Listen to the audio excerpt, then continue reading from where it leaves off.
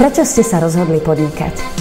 Ja som sa rozhodla podnikať pretože podnikanie je taká realizácia svojich myšlienok a nápadov.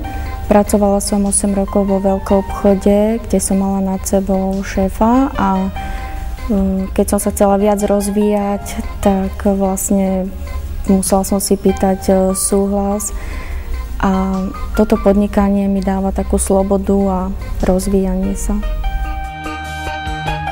S akými problémami ste sa stretli pri podnikaní a zároveň čo by uľahčilo vaše podnikanie? Pri podnikaní som sa stretla s veľa problémami, určite sú to technické, finančné, so zamestnancami, ľudská závisť. Je to vlastne každodenné riešenie nejakého problémov.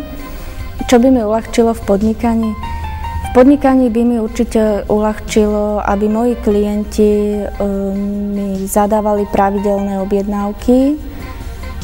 Uľahčilo by mi, keby som sa ešte viac rozvíjala na zahraničný trh, aby teda klienti mali záujem o moje výrobky.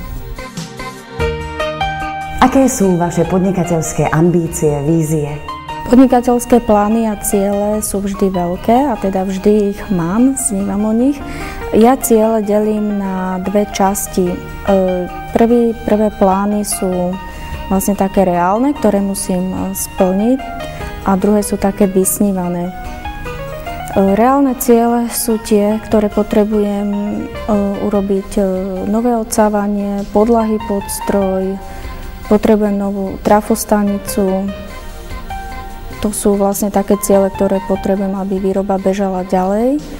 A ten druhý cieľ je taký, že by som chcela tkať látky, ale tak je to dosť zložitá technológia a myslím, že je to taká hudba ešte v budúcnosti.